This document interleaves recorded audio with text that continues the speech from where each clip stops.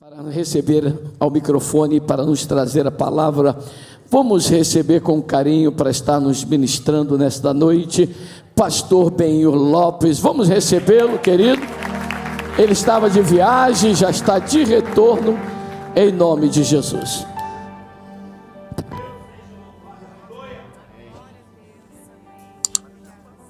Graças a Deus, meus irmãos em Cristo Jesus, a paz do Senhor. Quantos querem ouvir uma palavra? Diga eu quero.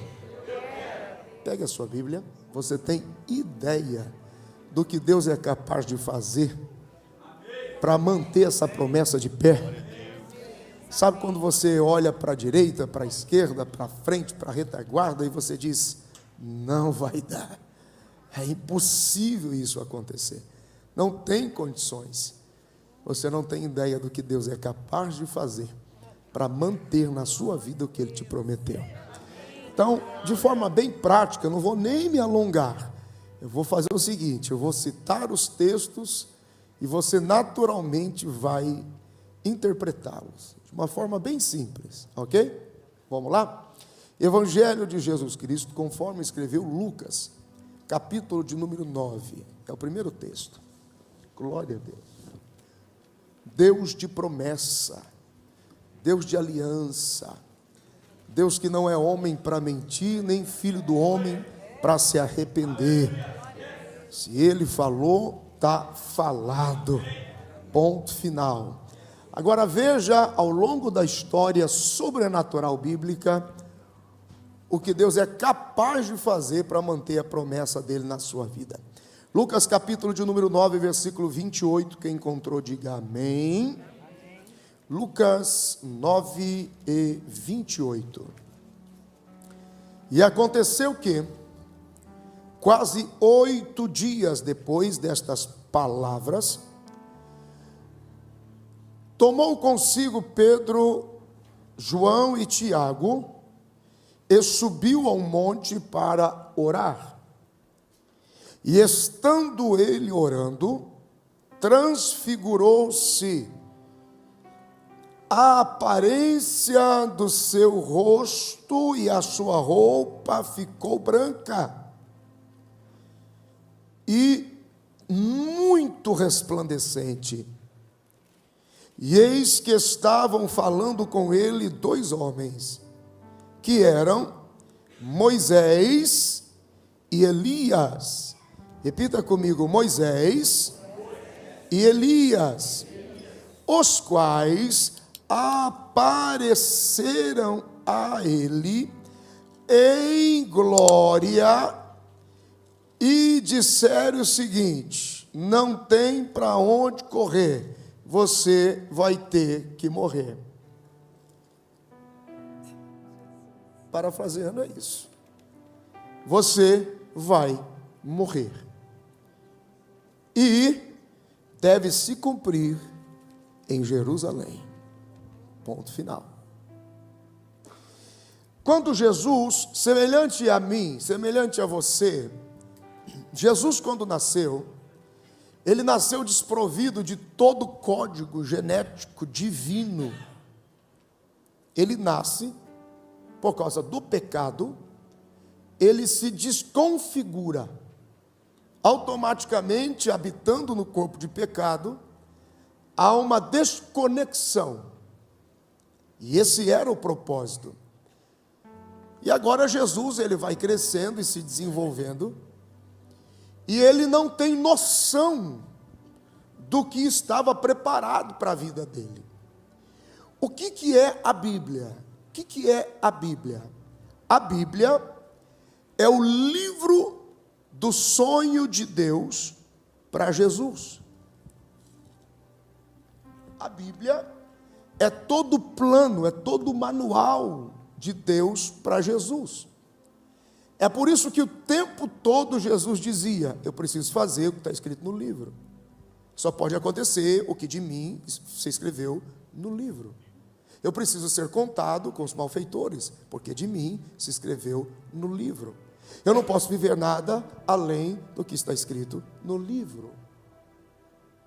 Perceba que a vida de Jesus foi cumprir o livro. É por isso que todas as pessoas que têm dificuldade em se relacionar com a Bíblia viverão frustradas, porque você só vai ser completo quando você começar a viver o que de você foi escrito no livro. O salmista teve uma dimensão disso quando no Salmo 139, versículo 16, ele disse: o Senhor me viu com os meus ossos ainda informes, eu ainda não estava formado, e antes sequer que houvesse qualquer um dos meus dias, no teu livro já estavam escritos todos eles. Significa que, a exemplo de Jesus, diga: Jesus é o meu exemplo. A exemplo de Jesus, nós também nascemos com um livro, que é o livro dos sonhos de Deus.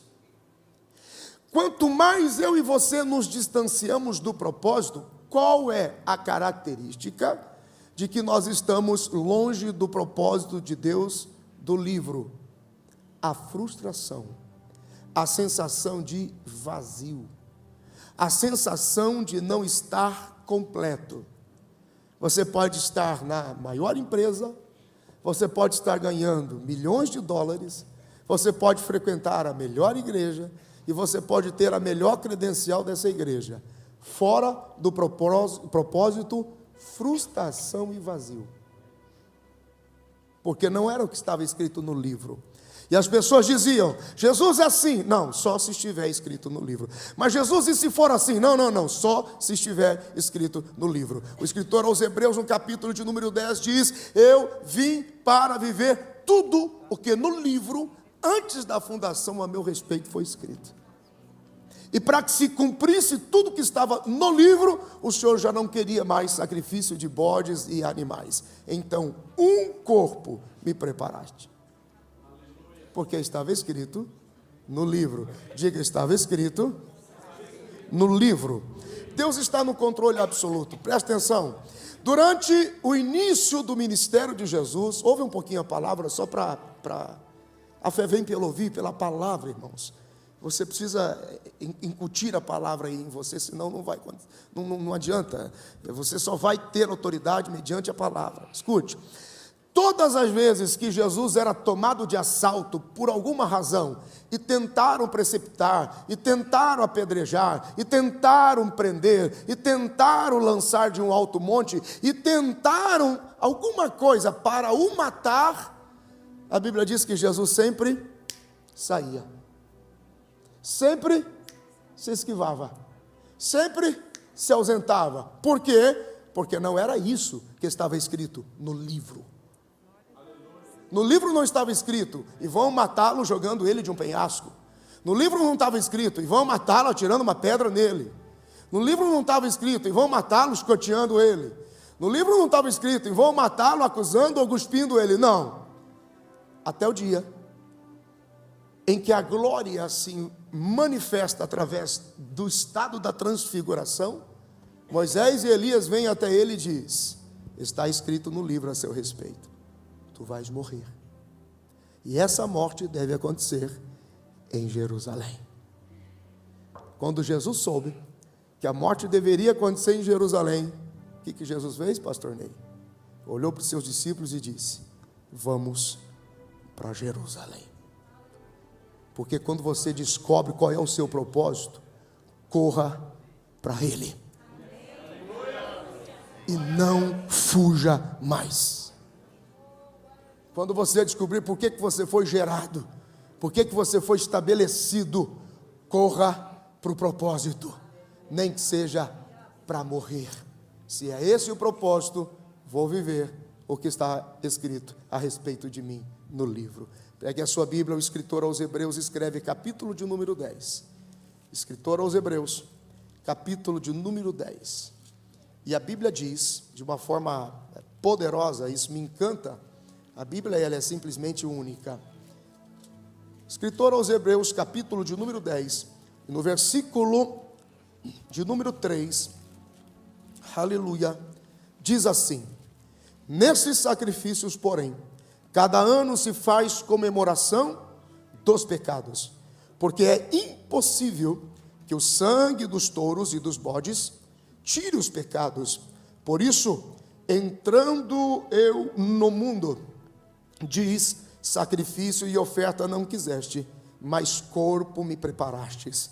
Holocaustos e oblações pelo pecado não te agradaram. Então disse, eis aqui venho. No princípio do livro está escrito de mim, para fazer, ó Deus, a tua vontade. Quantos podem glorificar a Jesus por isso? O problema é viver correndo do propósito. O problema é viver fugindo do propósito. Preste atenção. Jesus está agora debaixo de uma orientação. Quando Jesus nasce, ele está desprovido de toda a codificação e propósito divino de Deus a respeito da vida dele. Como é que Jesus vai tendo consciência? Olha aqui como é fundamental a participação, da vida dos pais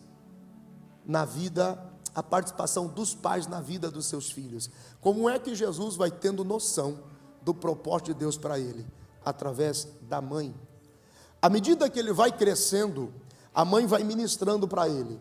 Meu filho, foi mais ou menos assim. Estava eu desposada de varão, sem conhecer homem algum. Um dia, o anjo do Senhor. E a Bíblia diz que esse anjo, nessa manifestação sobrenatural, é o ancião de dias, é o próprio Deus. É ele quem fala com João no livro do Apocalipse, no capítulo 5. E não deixa João abandonado. Porque um dos anciões que se levantam, aquele que fala e aponta o cordeiro, não havia estrutura entre os demais para apontar o cordeiro. Era o próprio ancião de dias, é o próprio Deus, é o próprio Pai. Eu tenho uma notícia para você. Você pensa que Deus está longe? Não, Deus sempre dá um jeito de ficar bem perto de todas as pessoas que têm uma promessa. Você não está entendendo? Se eu e você que somos maus, sabemos dar coisas boas aos nossos filhos, você acha que Deus vai nos deixar longe e a nossa sorte? Todos aqueles que caminharem no propósito de Deus, desfrutarão da companhia do próprio Deus do seu lado, lhe dirigindo, lhe ajudando, lhe orientando. A mãe é quem conta para ele, dizendo, estava eu desposada sem conhecer varão, um dia recebi um mensageiro de Deus, e disse, bem-aventurada és tu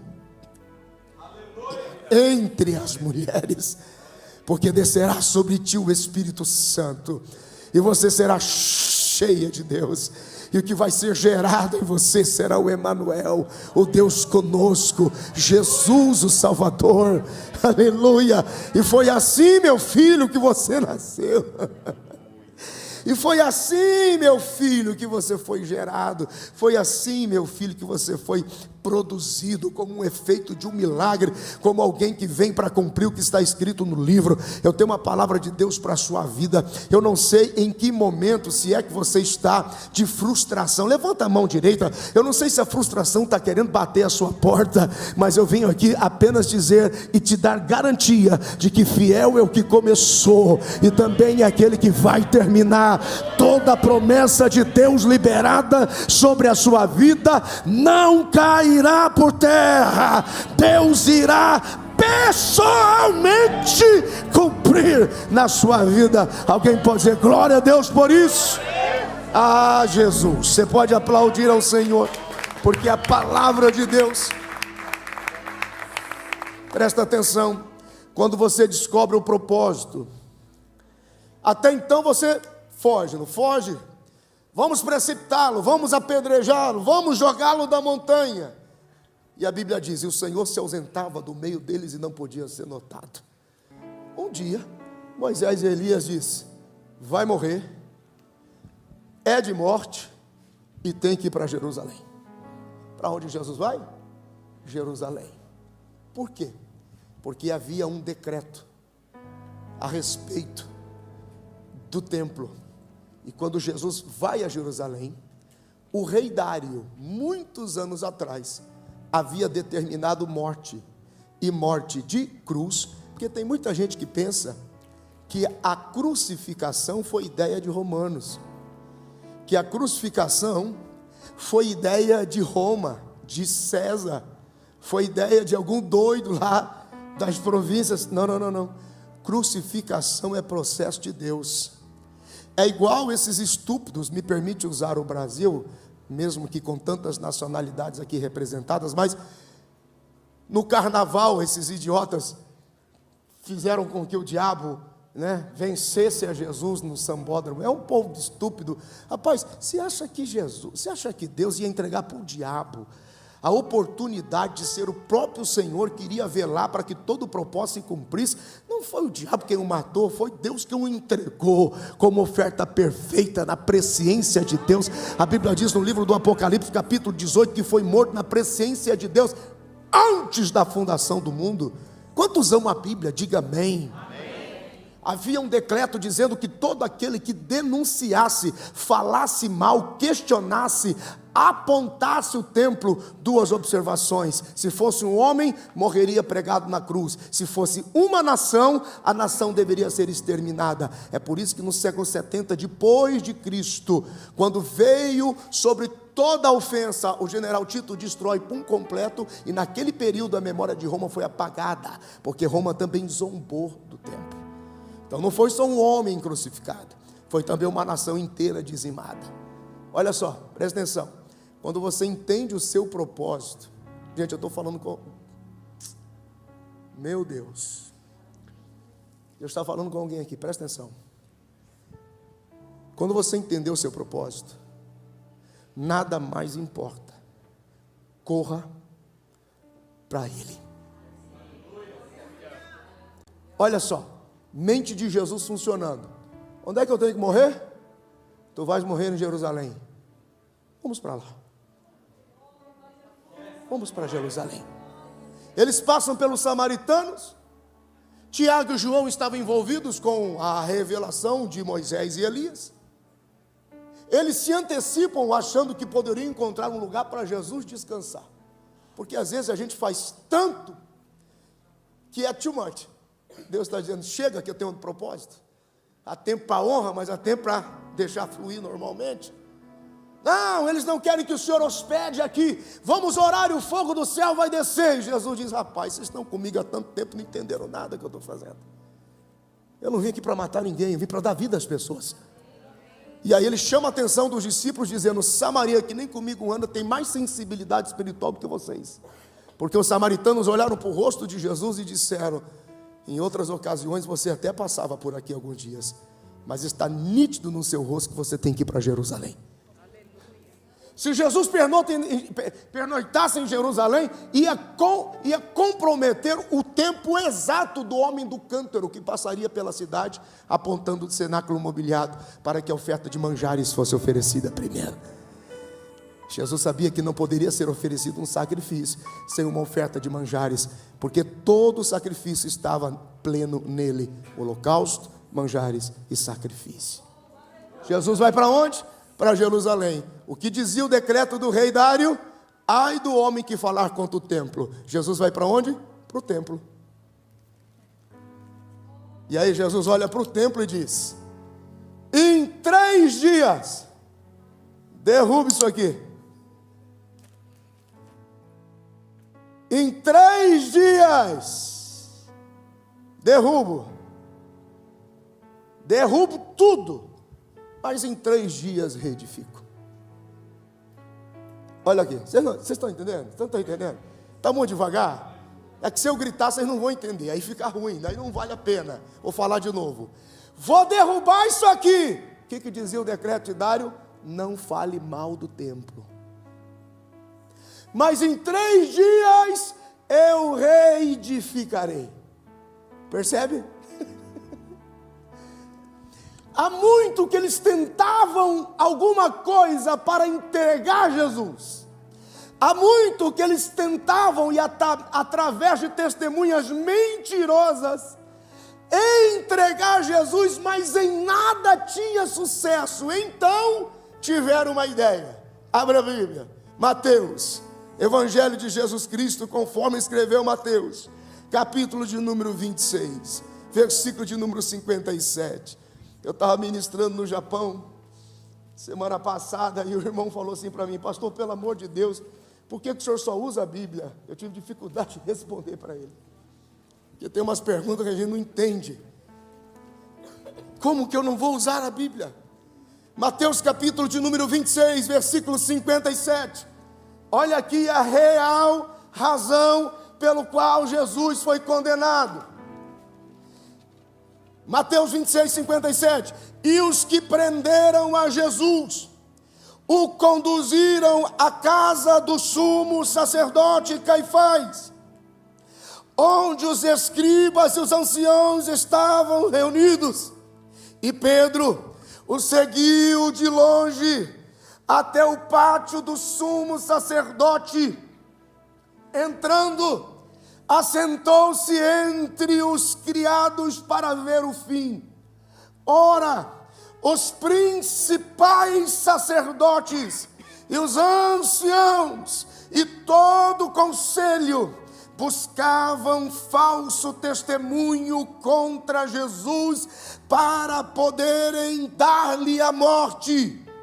E cochichavam, e achavam uma forma, e vamos inventar uma história, e vamos culpar aquilo, e vamos culpar aquele outro. Versículo 60, e não achavam, apesar de se apresentarem muitas testemunhas falsas, não o achavam, mas por fim, sempre tem alguém, chegaram duas testemunhas falsas, e disseram o quê? Invocaram o decreto de Dário. É este que disse: eu posso derrubar o templo de Deus e reedificá-lo em 3 dias.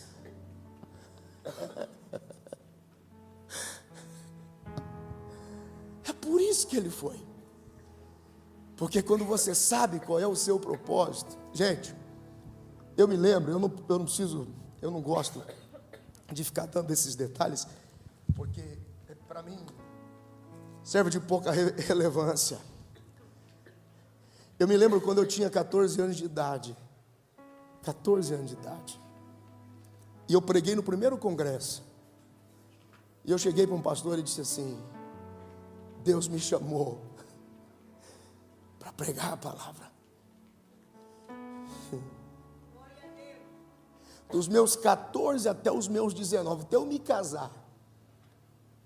Mas pisaram tanto no meu pescoço, mas pisaram tanto, mas impediam tanto. Cala a boca desse rapaz, onde já se viu? Adolescente não prega, jovem não prega, fulano não prega. Porque todas as vezes que você corre na direção do propósito, os que lideram sobre o propósito não aceitam que você pode ser tão excelente assim. Jesus vai na direção do propósito e ele sabia o porquê. Ele sabia que havia um decreto e ele simplesmente faz uma palavra e a Bíblia diz: e eles não entendiam porque falavam de si mesmo. E não importa o quanto você diga: eu estive orando, eu estive jejuando, Deus falou comigo, Deus me mostrou que este templo será derrubado, mas em 3 dias ele será retificado. E não compreendiam sobre o que falava, porque falava do seu próprio corpo. Mas 2 testemunhas falsas disseram: ele fala do grande templo de Zorobabel, porque já não era mais o de Salomão. Ele fala do grande templo de Zorobabel. Vamos evocar o edito que diz: quem falar nele morre, e morre de cruz. Aí esses dias, eu me lembro que houve até uma discussão na época, uma discussão sadia, e o pastor Elvis, lá na República Dominicana, nós conversávamos, e virou assim, história de muitos dias. O pastor José Brandão repete isso até hoje. O pastor Elvis dizia assim: porque quando Goliat golpeou a cabeça de Golias, e Goliat sacou a cabeça com força e poder. Aí me lembra ele falando a expectativa dele. Quando você olha para o Gólgota, você tem uma imagem interessante. Quando você olha para o Monte Caveira, que tem esse nome por se parecer com uma caveira, embora hoje a geografia muda muito, O senhor já foi lá, pastor? Nunca, mas existe um material chamado livro. Tem algo chamado internet, Google. Até a evolução do monte está disponível lá. Mas, originalmente, quando se olhava para aquele monte Caveira, esse era o título.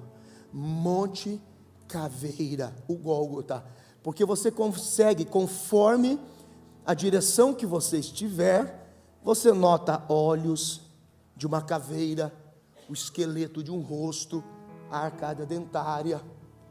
E aí você olha para a Bíblia e vê que algumas pessoas tentam criar ideias, porque é inadmissível você imaginar que as suas ideias a respeito de Deus são maiores do que o que já está de Deus.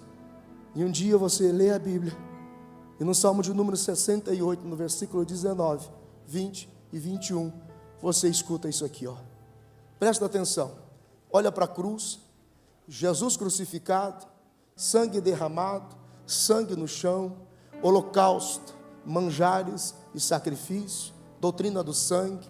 O sangue clama, o sangue justifica e o sangue reclama, porque o de Caim, Hebreus 12, 24, clama até hoje, não mais excelente do que Jesus, porque clama por todo o mundo, mas o de Caim também clama, porque o de Abel também clama, obrigado, porque é um sangue inocente e não clama por justiça, mas por perdão. De repente você descobre nesse cenário, se você quiser fechar os olhos e imaginar, pode imaginar. Se você nunca foi, está no Google. E de repente você lê assim, ó: bendito seja o Senhor que de dia em dia nos carrega de benefícios. O Deus que é a nossa salvação. O que foi feito na cruz? O nosso Deus é o Deus da salvação. E a Deus, ó Senhor, pertence os livramentos da morte. E aí vem um versículo 21 sem noção. Mas Deus ferirá gravemente a cabeça dos seus inimigos e o crânio cabeludo da caveira que antes culpava as nossas culpas. E aí quando você olha para o Calvário, de cima para baixo, você vê a cruz como uma espada, e de cima para baixo ela está encravada. Será que é por acaso? Será que alguém leu esse salmo e disse, vamos terminar assim? O Gólgota era o altar de Satanás, mas Deus não ofereceria o seu filho no altar de Satanás, então o colocou na madeira, colocou em sacrifício no seu altar e ofereceu. De alto a baixo, Ele crava, vence nossas culpas, triunfa sobre a morte e nos garante salvação, porque Deus é o nosso Deus de salvação. Eu tenho uma palavra de Deus para a sua vida esta noite. Eu vim aqui dizer para você que Deus não perde o controle da sua vida um minuto sequer. Você pode não perceber, mas Ele está do seu lado em cada momento, em cada instante. Ele não vai permitir que o diabo se aproxime, Ele não vai permitir que o diabo toque a sua casa. Aquele que prometeu é fiel para cumprir. Ele vai contigo até o final, e Ele será capaz de fazer o que você não imagina. Para velar pela promessa, só quem crê. Aplauda Jesus comigo e fique de pé agora. Seja para sempre glorificado a Jesus. Ele vai andar contigo, Ele vai prover o livramento, Ele vai naquela empresa, Ele vai naquela companhia, Ele vai naquele contrato, Ele vai naquele médico, Ele vai naquele hospital, e o médico está dizendo é morte, mas Ele está do lado dizendo é vida. Escreve vida, vida, vida, escreve vida. O diabo vai dizer está falido, mas Deus está dizendo assim, Ele é vencedor. Eu estou restaurando, eu estou elevando, eu estou colocando de pé, porque eu tenho algo escrito escrito no livro, e ele vai viver o que está escrito no livro. Eu venho aqui esta noite profetizar sobre a sua vida. Tudo o que Deus escreveu no livro a seu respeito irá se cumprir, e antes que o diabo chegue, Deus chegará primeiro. Assim diz o Senhor. Demandará baixo. Peguei de gaça. Demanda baixo. Tenubrei que das. La mandou cororoboche. Coloque as duas mãos no seu coração. Feche os teus olhos. Ministério de louvor, por favor.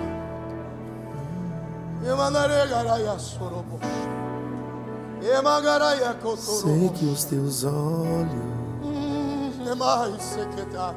sempre atentos permanecem. Eu não sei você, mas eu sinto uma doce presença de conforto.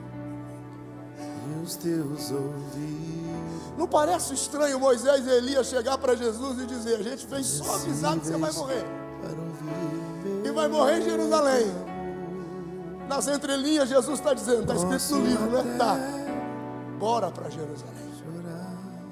Porque quando você descobre o seu propósito, não dá mais para ficar correndo.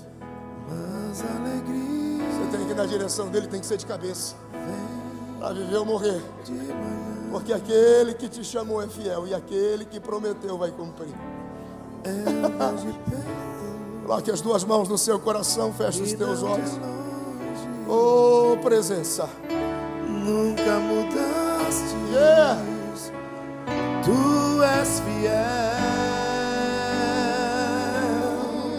Eu sei. Deus de aliança, Deus de promessas, Deus que não é homem pra mentir. Tudo pode passar, tudo pode mudar, mas tua palavra vai. As mãos no coração, diga: querido Jesus, eu me arrependo de todas as vezes que por algum momento eu me desesperei, tive a impressão que o Senhor me abandonou. Mas esta noite eu sinto uma presença que me conforta e me consola. Eu ouço a tua voz: o Senhor está comigo, o Senhor nunca me abandonou. Diga: Jesus, esta noite, como ato de fé, eu quero sair do meu lugar, ir para o altar, receber esta oração. É um ato profético, como Jesus, que quando soube que era para Jerusalém que se ia, ele simplesmente foi. Diga: Jesus, eu saio da minha cadeira, vou para o altar, e nesse ato eu estou dizendo: vou direto para o propósito. Diga: em nome de Jesus. Feche os teus olhos e espere um pouquinho. Espírito Santo, aqueles que foram tocados por esta palavra entendem o propósito desta reunião, tira-os do lugar agora. E neste gesto nós estamos declarando: estou seguindo na direção do propósito de Deus agora. Posso enfrentar o que for, eu sei quem luta por mim. Seus planos não podem ser frustrados. Minha esperança está nas mãos do grande eu sou. Meus olhos vão ver o impossível acontecer.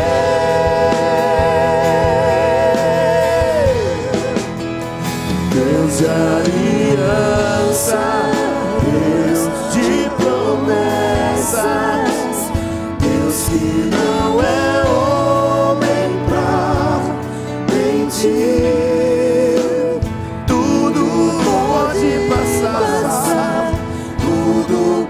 pode mudar, mas tua palavra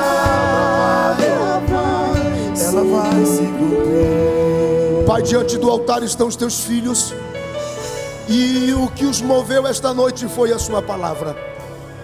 Obrigado porque a sua palavra ainda é a mesma ontem, hoje e eternamente. É o Verbo, o Cristo de Deus. Obrigado porque foi o Verbo que na palavra, e que na palavra o Verbo, e que ambos foram cravados na cruz. Obrigado por aqueles que nesta noite recebem de volta o ânimo e a graça e a força para continuar seguindo na esperança de que profeticamente estão agora na direção de todo o propósito. Se o Senhor caminhou para a morte porque soube que iria morrer, dá-nos agora a mesma coragem e a mesma ousadia para seguirmos adiante em todo o propósito. Abre os caminhos, Senhor, prepara, muda o que precisa ser mudado, cerca-nos de pessoas que devem fazer parte da nossa vida, cerca-nos de pessoas que precisam participar do propósito. Senhor, a tua palavra diz que aquele que caminha no propósito atrairá para si toda a prosperidade necessária para fluir no propósito. Então, em teu nome, meu Deus, assim como o Senhor escreveu ao longo de todo o livro a respeito de Jesus, nós também temos um livro a nosso respeito, e sem que nenhuma das coisas que podem ser vistas pudesse ser visto, tudo já estava escrito. Senhor, a tua palavra diz que fomos gerados em ti desde a fundação do mundo para sermos manifestadores, para que possamos manifestar a tua glória, a tua vontade. Pai, tudo aquilo que estava faltando para que a promessa pudesse ser vista, seja liberada agora, em nome de Jesus, na vida dos teus filhos. Liberamos essa palavra agora, o recurso, a porta, o caminho, a vontade, e vamos. Possa enfrentar o que